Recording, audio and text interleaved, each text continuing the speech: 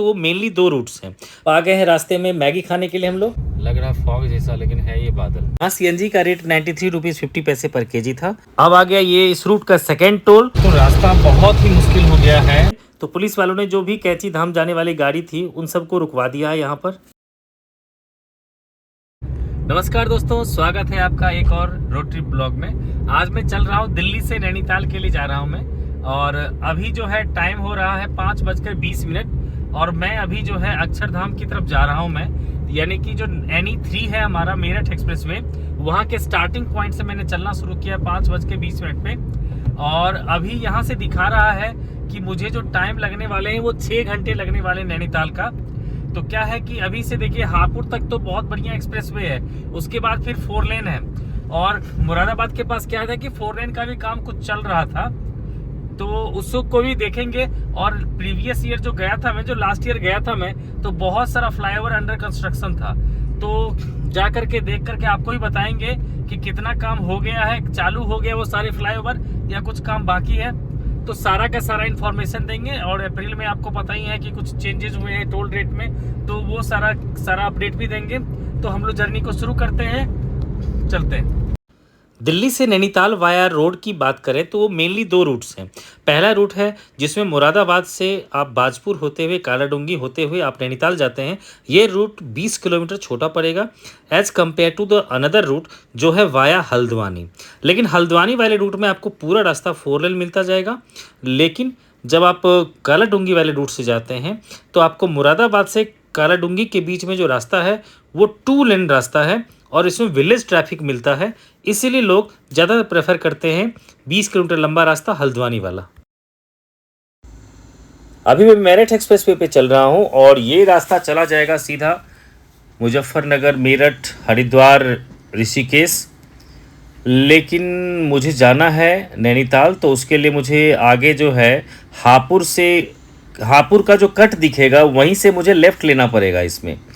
तो इसीलिए पहले मैं लेन को चेंज करके रखता हूँ लेफ़्ट में, ताकि जहाँ भी मुझे लेफ़्ट के लिए दिखे। तो आ गया ये हापुड़ का कट आ गया, तो मैं यहाँ से लेफ़्ट ले लेता हूँ।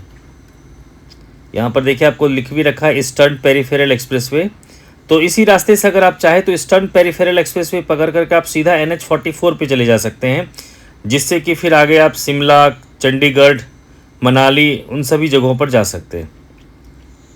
तो आ गए हम लोग मेरठ एक्सप्रेसवे को छोड़ करके हापुड़ वाले एक्सप्रेसवे पर। इसे भी एक्सप्रेसवे इसीलिए कहते हैं क्योंकि ये रास्ता भी बहुत ही शानदार है। बिल्कुल 6 लेन का हाईवे है, आपको देखने से पता चल ही रहा होगा। यहाँ भी आपको गाड़ी की स्पीड 100 तक दे रखा होता है, तो चलाने में गाड़ी को कोई प्रॉब्लम नहीं होती, बहुत ही मज़ेदार होता है ये ईस्टर्न पेरिफेरल एक्सप्रेसवे है, और जो NH44 पे कनेक्ट हो जाता है वेस्टर्न पेरिफेरल एक्सप्रेसवे पे। अब यहाँ लेफ्ट साइड में दे रखा है रैंप, जिस रैंप से आप ईस्टर्न पेरिफेरल एक्सप्रेसवे NH44 और वेस्टर्न पेरिफेरल एक्सप्रेसवे को जा सकते हैं।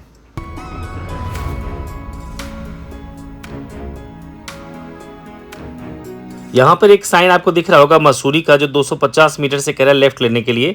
ये वो मसूरी नहीं है, बल्कि कोई विलेज होगा यहाँ पर। तो ये हाईवे या एक्सप्रेसवे कह लेते हैं क्योंकि ये भी 6 लेन का है। इससे आप जा सकते हैं बरेली होते हुए, मुरादाबाद बरेली होते हुए लखनऊ तक भी जा सकते हैं। वैसे लखनऊ के लिए ज़्यादातर लोग जो प्रेफर करते हैं वो है आगरा लखनऊ एक्सप्रेसवे प्रेफर करते हैं, तो उससे थोड़ा सा रूट फास्टर हो जाता है। बट ये भी रूट बहुत ही अच्छा रूट है। अब यहाँ से हापुड़ रह गया 22 किलोमीटर, मुरादाबाद रह गया है 132 किलोमीटर, वहीं हल्द्वानी रह गया अभी 230 किलोमीटर। यहाँ से रुद्रपुर की दूरी लगभग 207 किलोमीटर रह गया है। तो ये आ गया हमारे इस रूट का पहला टोल, जजारसी टोल प्लाजा।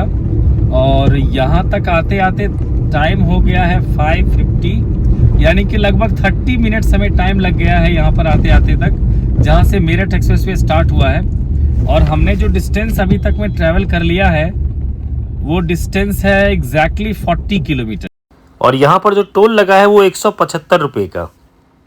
अगर आप कैंची धाम जाना चाहते हैं बाई ट्रेन, तो नियरेस्ट जो रेलवे स्टेशन आएगा आपका वो काठगोदाम है, जहाँ से सिर्फ 35 किलोमीटर पड़ेगा आपको कैंची धाम। तो यहाँ से आप टैक्सी लेकर के आप पहुँच सकते हैं। दिल्ली से डायरेक्ट ट्रेन आपको काठगोदाम के लिए मिलेगी, जिसमें से है रानीखेत एक्सप्रेस, इसके अलावा है उत्तरांचल संपर्क क्रांति, इसके अलावा है शताब्दी एक्सप्रेस। तो इन सारी ट्रेनों से आप काठगोदाम तक पहुंच सकते हैं, जहां से शेयर टैक्सी या फिर प्राइवेट टैक्सी लेकर के आप 35 किलोमीटर दूर पड़ेगा आपको कैंची धाम। अगर आप बाय एयर जाना चाहते हैं तो नियरेस्ट जो एयरपोर्ट पड़ेगा वो है पंतनगर एयरपोर्ट, जो 70 किलोमीटर पड़ेगा कैंची धाम से। और यहाँ फ़्लाइट्स की ज़्यादा फैसिलिटीज़ नहीं है, बहुत कम ही फ़्लाइट आती है। तो आप यहाँ से एयरपोर्ट पे उतरने के बाद आप कैब लेकर के कैंची धाम पहुँच सकते हैं, जो उसी रूट को फॉलो करेगा, हल्द्वानी होते हुए भीमताल होते हुए कैंची धाम तक जाएगा, जो 70 किलोमीटर का डिस्टेंस होगा। इस रूट में आपको हर एक तरह का फ्यूल, चाहे पेट्रोल हो, डीजल हो, सीएनजी हो, पूरा रूट आपको मिलता जाएगा। इसके अलावा जो है ढेर सारा रेस्टोरेंट चेन, इसके अलावा बहुत सारा ईटरीज और जो ढाबा है वो आपको पूरा रास्ता मिलता जाएगा। इस रूट में गजरौला में आपको मैगडी भी मिलेगा, इसके अलावा बीकानेर वाला मिलेगा। तो बहुत सारे लोग शॉर्ट ब्रेक के लिए इन सभी जगहों पर रुकते हैं, लेकिन जो लंच डिनर के लिए ज़्यादातर लोग रुकते हैं वो सीवा ढाबा पे, जो ढेर सारा इस रूट में सीवा ढाबा मिलेगा। उसमें से सबसे ज़्यादा पॉपुलर सीवा ढाबा यही है। यहाँ पर रुकते हैं लोग और फोटो वोटो खिंचवाते भी हैं और लंच डिनर भी करते हैं इसमें। और यहाँ पर फूड की क्वालिटी भी अच्छी होती है और प्राइसेस भी ज़्यादा हाई नहीं होता। अब आ गया ये इस रूट का सेकेंड टोल, जो कि है ब्रिज घाट टोल प्लाजा। और यहाँ तक हमने डिस्टेंस ट्रेवल कर लिया 92 किलोमीटर। और यहाँ जो टोल टैक्स पे करना पड़ा मुझे वो 120 रुपये का, और टाइम हो चुका है 6:41। सेकेंड टोल से लगभग 34 किलोमीटर चलने के बाद आ जाता है इस रूट का थर्ड टोल, जो है जोया टोल प्लाजा। और यहाँ जो टोल लगा है वो 70 रुपये का लगा है और टाइम हो चुका है 7:09।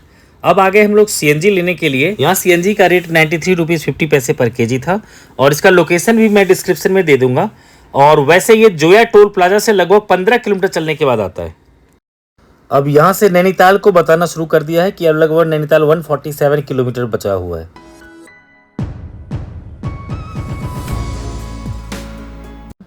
ये पुल रामगंगा नदी पे बना हुआ है। जो रामगंगा नदी जो है आती है पौड़ी गढ़वाल एरिया से, जो जिम कॉर्बेट होते हुए ये मुरादाबाद, बरेली, शाहजहांपुर, हरदोई होते हुए जाकर के कन्नौज में मिल जाती है गंगा जी से।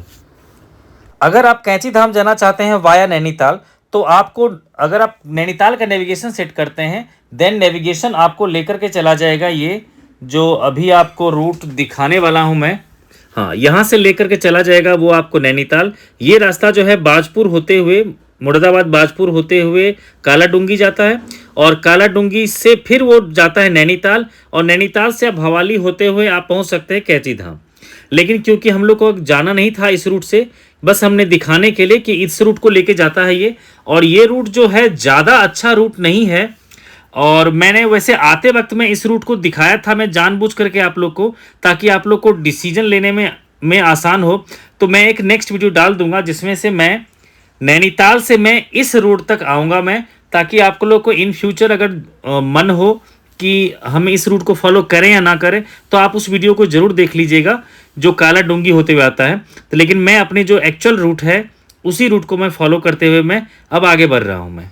तो सिर्फ आपका नेविगेशन पे डिपेंडेंट रहना जो है आपको प्रॉब्लम खड़ा कर सकता है, क्योंकि वो किसी भी रूट से आपको लेकर के कहीं भी जा सकता है।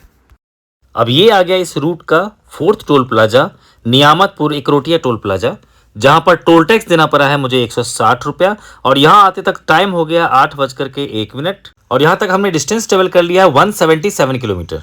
ये सारे डिस्टेंस मैंने वहाँ से लिया है जहाँ से मैंने अपनी जर्नी को स्टार्ट किया था, हजरत निजामुद्दीन फ्लाईओवर के नीचे, जहाँ से मेरठ एक्सप्रेसवे स्टार्ट होती है। अब यहाँ से लगभग 5 किलोमीटर चलने के बाद आ जाएगा रामपुर के लिए कट लेफ्ट साइड में।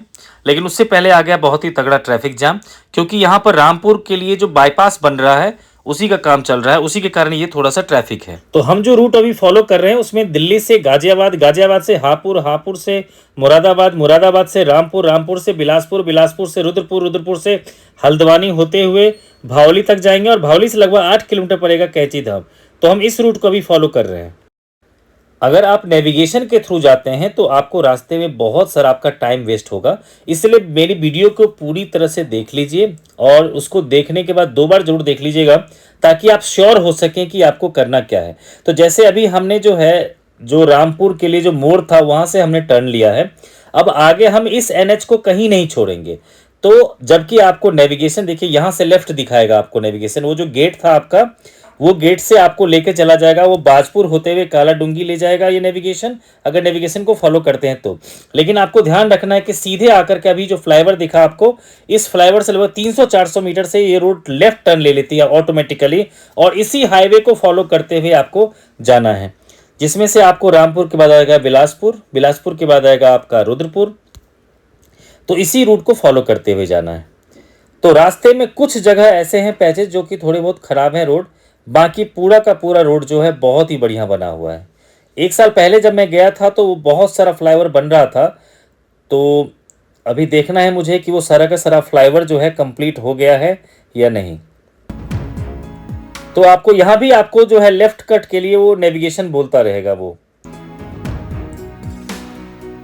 तो ये देखिए कुछ फ्लाईओवर जो है ये क्रॉसिंग फ्लाईओवर है, और ये मेरे ख्याल से जो बन रहा है मुरादाबाद काशीपुर फ्लाईओवर, जो मुरादाबाद काशीपुर का जो बन रहा है 4 लेन का, उसी का पार्ट होगा ये नेविगेशन आपको रामपुर से भी चाहेगा कि आप चले जाइए आप काला डूंगी वाले रोड पे, आपको बिलासपुर से भी कहेगा, आपको रुद्रपुर से भी कहेगा, जहाँ जहाँ भी उसको मौका लगेगा आपको कहेगा कि अभी भी मौका है, आप काला डूंगी वाले रास्तों के पकड़ लो।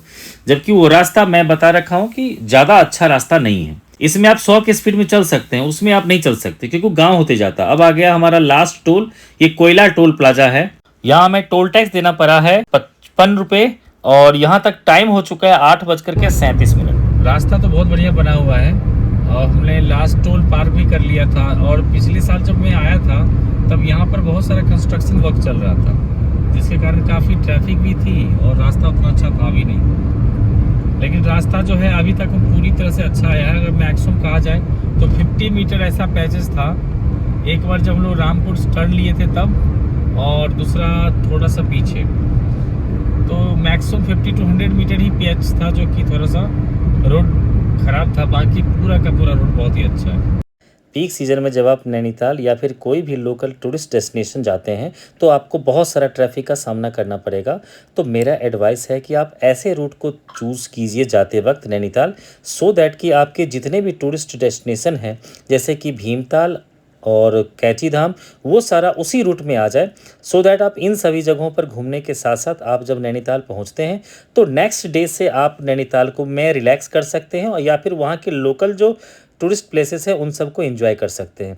इसलिए मैं आप लोग को इस बार ऐसे ही रूट से लेकर के चलने वाला हूं, जिसमें मैं काठगोदाम से लेके जाऊंगा भीमताल, भीमताल से लेके जाऊंगा भवाली, और भवाली से एक रास्ता सीधा नैनीताल चला जाता है, मैं उसी रास्ता को दिखाऊंगा। वैसे मैं गया था कैंची धाम भी, और कैंची धाम का मैंने अलग से वीडियो बना रखा है, तो आप अगर कैंची धाम वाला भी देखना चाहते हैं तो उस वीडियो को जा कर के देख सकते हैं। देन आपको मैं नैनीताल लेकर के चला जाऊँगा। मैं अभी हम चल रहे हैं NH9 के बिलासपुर और रुद्रपुर सेक्शन में। यहाँ आगे रेड लाइट आएगा, जिसमें से अगर लेफ्ट चले जाएंगे तो NH734 पकड़ के लगभग 54 किलोमीटर चलने पर आ जाएगा काशीपुर। सीधा अगर 40 किलोमीटर चल जाते हैं इसी हाईवे पे तो आ जाएगा हल्द्वानी। वहीं पर अगर हमने राइट ले लिया तो NH530 पकड़ के लगभग 77 किलोमीटर चलने के बाद आ जाएगा बरेली।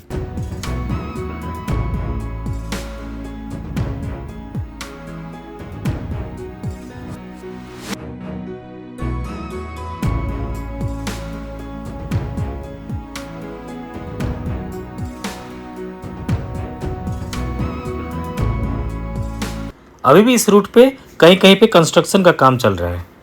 अभी हम रुद्रपुर में चल रहे हैं। रुद्रपुर सिडकुल का एक बहुत बड़ा इंडस्ट्रियल इलाका है, जहां पर Tata Motors, Bajaj auto, Nestle और डाबर जैसी बड़ी बड़ी कंपनियों की फैक्ट्रियां यहां पर लगी हुई है। इसकी कनेक्टिविटी NH के साथ साथ काठगोदाम रेलवे स्टेशन और बरेली रेलवे स्टेशन के बीच में ही पड़ता है। तो अब हम लोग यहाँ से राइट टर्न लेकर के जाएंगे, जो कि बहुत ही शानदार रास्ता अभी हमारा शुरू होने वाला है, जो बिल्कुल ऐसा लगता है कि हम कॉर्बेट के बीच से निकलने वाले हैं। लेकिन एक्चुअल में वो कॉर्बेट का इलाका नहीं है, बल्कि और किसी, क्योंकि ये पूरा का पूरा एरिया ही है, आपको या तो जंगल या पहाड़ मिलते हैं। तो ये जो जंगल का एरिया है बहुत ही सुंदर है। यहाँ पर ढेर सारा आपको पाइन ट्रीज मिलेंगे, और इसके अलावा आपको रास्ते में ढेर सारे रोड किनारे पे बंदर भी मिलेंगे आपको। तो इसलिए अपनी गाड़ी के शीशे को ऊपर कर लीजिए, क्योंकि हो सकता है बंदर आप पर अटैक भी कर दे। यहाँ रास्ते में आपको 2 रेलवे क्रॉसिंग भी मिलने वाला है।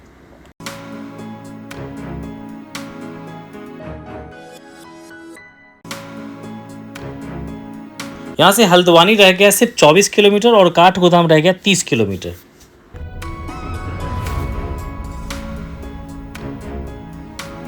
इस जंगल का कुछ एरिया है जो रुद्रपुर और हल्द्वानी को कनेक्ट करने वाली जो गोला नदी है, उसके कारण उसका नेम दिया गया है गोला रेंज।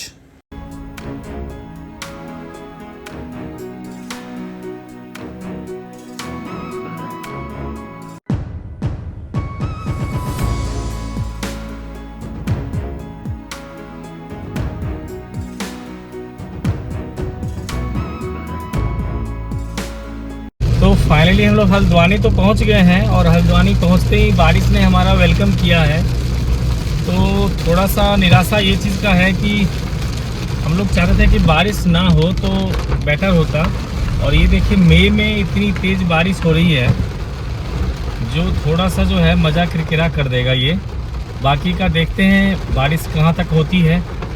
अभी तक हमने डिस्टेंस जो ट्रैवल कर लिया है वो लगभग 258 किलोमीटर ट्रैवल कर लिया है दिल्ली से, और टाइम हो गया है 9:53, यानी कि लगभग 3.5 घंटे जो है, नहीं 4.5 घंटे अराउंड जो है लग गए। अभी यहाँ से लेफ़्ट ले रहे हैं, ये हल्द्वानी का मार्केट है और यहाँ से आगे हम लोग लेफ़्ट लेंगे। अभी देखो जितना भी टाइम लगा है वो 10-15 मिनट लग गया है हल्द्वानी मार्केट को क्रॉस करने में, बाकी ज़्यादा कहीं पे टाइम नहीं लगा था मुझे। और अभी है NH 109 पे, वापस हम लोग आ गए हैं NH 109 पे, और साथ साथ पहाड़ भी हमें दिखने लगा है।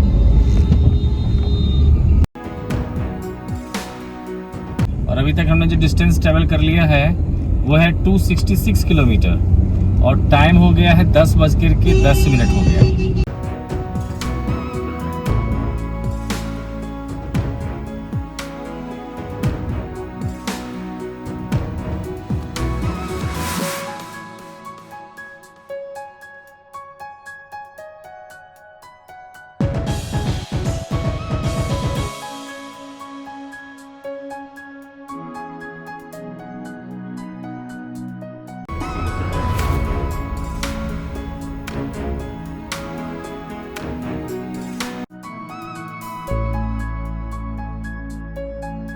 अब ये राइट में आपको दिख रहा है काठगोदाम रेलवे स्टेशन।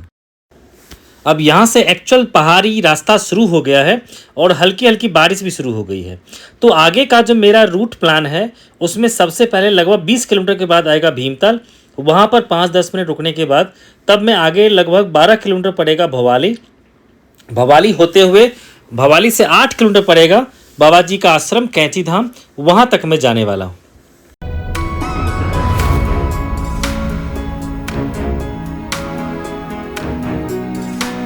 और जितना हम आगे बढ़ते जा रहे हैं मौसम उतना ही ख़राब होता जा रहा है, और ये आगे जो रास्ता है ये बट जाएगा, 2 पार्ट में बट जाएगा। एक जियोली कोट होते हुए नैनीताल चला जाएगा जो सीधा जाना चाहते हैं नैनीताल, और दूसरा रास्ता चला जाएगा आपका भीमताल होते हुए भावली होते हुए कैंची धाम। तो आजकल ज़्यादातर जो टूरिस्ट है वो इसी रूट को फॉलो करते हैं जो भीमताल, भावली और कैंची धाम के रास्ते जाते हैं, क्योंकि ये रास्ता हार्डली 2-3 किलोमीटर एक्स्ट्रा पड़ता है। लेकिन इस रास्ते में आप भीमताल भी देख लेते हैं, इसके अलावा आप कैंची आश्रम भी चले जाते हैं और फिर नैनीताल जा कर के आप नेक्स्ट डे नैनीताल को एक्सप्लोर करते हैं।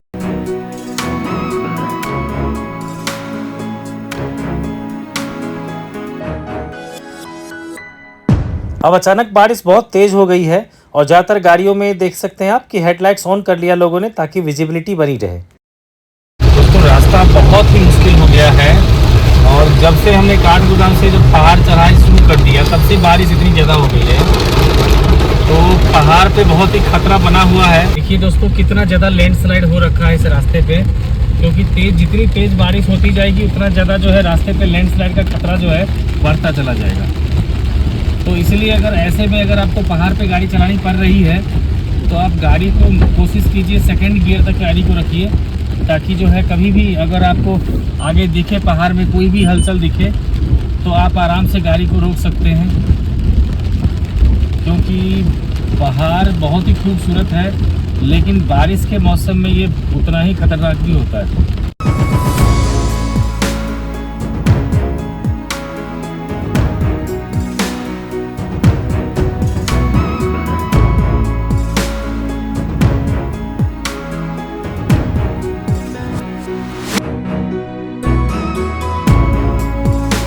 बारिश रुक गया और खतरा जो है थोड़ा सा टल गया अभी।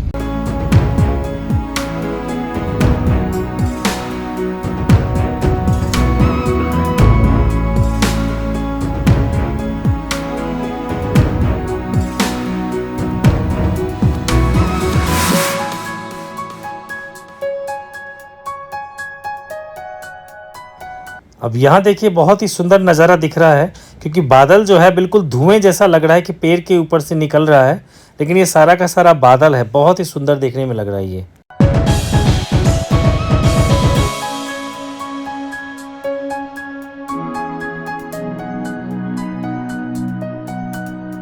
देखो बादल पूरी तरह से जो है, ये सारा का सारा बादल है। लग रहा है फॉग जैसा, लेकिन है ये बादल।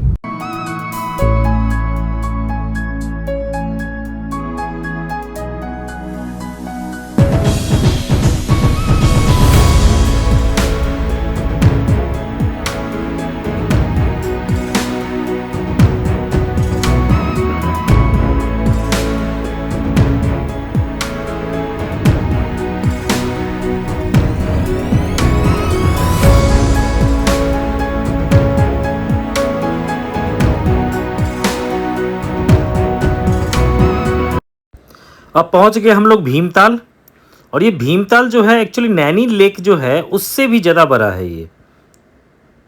और यहाँ की खासियत है, इसके बीच में एक आइलैंड है जहाँ पर एक्वेरियम बना होता है। तो जो फैमिली वगैरह यहाँ पर आते हैं तो वो वहाँ पर जाते हैं, बोट के साथ ही जाते हैं वो, और वही बोट वाला फिर वहाँ पर घूमने के बाद फिर वापस भी ले आते हैं।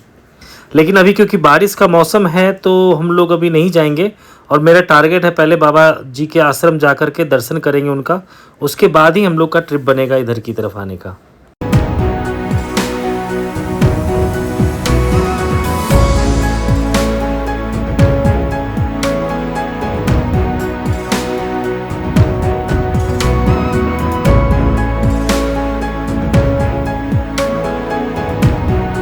देखो मौसम बिल्कुल साफ हो गया और ट्रैफिक भी खत्म हो गया। अभी देखो कितना सुंदर नज़ारा आ रहा है सामने, अगर आपको दिख रहा होगा, क्योंकि रियलिटी में तो बहुत सुंदर नज़ारा है। मोबाइल में आपको बेशक मतलब वीडियो में आपको ना नज़र आता हो, लेकिन बहुत ही सुंदर नज़ारा है, क्योंकि बादल जो है इस पेड़ के बगल से निकल के जा रही पूरे पहाड़ से, तो इतना सुंदर नज़ारा दिख रहा है यहाँ पर। लेकिन चैलेंजेस हमारे अभी ख़त्म नहीं हुए हैं। जैसे हम लोग थोड़ा आगे बढ़े तो पुलिस वालों ने जो भी कैंची धाम जाने वाली गाड़ी थी उन सबको रुकवा दिया है यहाँ पर।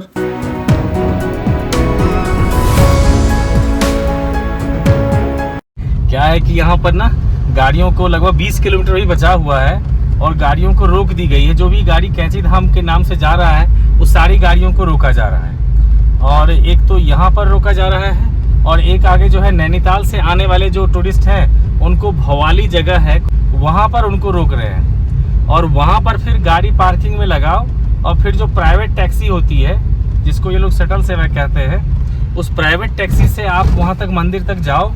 100 रुपये पर पर्सन जाने का और 100 रुपये पर पर्सन आने का लगेगा।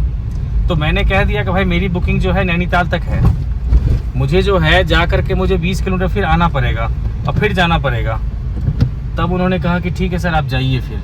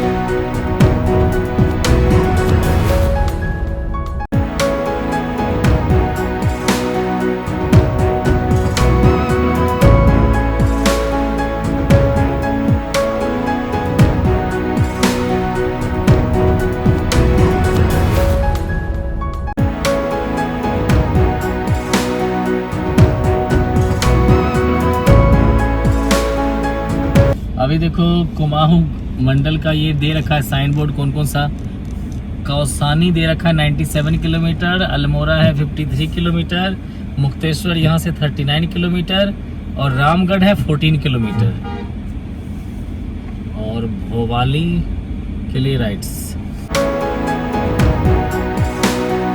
ये भवाली एरिया है, यहाँ से एक रास्ता चला जाता है नीम करोली बाबा के लिए कैची धाम और दूसरा रास्ता चला जाता है नैनीताल। अगर आप चाहते हैं कि नहीं डायरेक्ट मुझे हल्द्वानी से अगर देखना था मुझे डायरेक्ट नैनीताल के लिए, तो मैंने लास्ट ईयर एक वीडियो डाल दिया था मैंने, तो उसको मैं डिस्क्रिप्शन में डाल दूंगा, जिसमें आप काठगोदाम से सीधा जियोली कोट होते हुए आप सीधा नैनीताल पहुंच जाते हैं, जो 10 किलोमीटर छोटा रास्ता पड़ता है लगभग।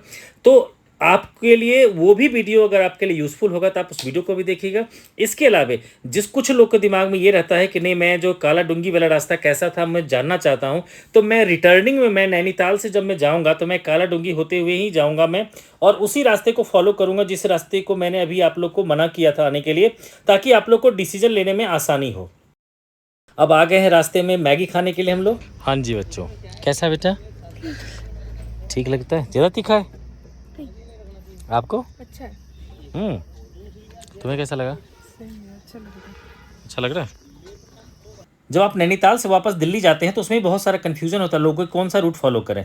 तो 3 रूट आप लोग के लिए होता है। पहला रूट है कि जिस रूट से मैं अभी जा रहा हूं आप उसी रूट को फॉलो करते हुए भवाली होते हुए आप आ सकते हैं, जिसमें आप कैची धाम, जो लोग नहीं गए होंगे वो कैची धाम की तरफ होते हुए फिर भीमताल होते हुए जा सकते हैं। दूसरा रूट हो जाता है आपका काला डूंगी वाला। तो जब भी आप दिल्ली का बोर्ड को फॉलो करेंगे तो वो आपको काला डूंगी वाला रूट को लेकर के चले जाएगा। लेकिन आप चाहते हैं सबसे शॉर्टेस्ट रूट जो जियोलकोट वाला रूट है जो हल्द्वानी होते हुए जाता है, तो आपको लगाना पड़ेगा हल्द्वानी या जियोलकोट लगाना पड़ेगा नेविगेशन में। आप दिल्ली नहीं लगाइएगा, तभी आप उस रास्ते से आप पहुंच सकते हैं। तो अब हम लोग पहुंच चुके हैं नैनी लेक के पास, और यहाँ मॉल रोड पे एंट्री फीस देना पड़ा मुझे 110 रुपये, और मेरे होटल में पार्किंग था तो मैं गाड़ी से लेकर के डायरेक्टली अपने होटल तक चला गया। तो उस होटल का भी वीडियो में डाल दूंगा, आप उस वीडियो को भी जाकर जोड़ देखिएगा। और जो चैनल पे नए हैं प्लीज़ मेरे चैनल को सब्सक्राइब कर लीजिए। मिलते हैं आपसे नेक्स्ट वीडियो में। Thanks for watching.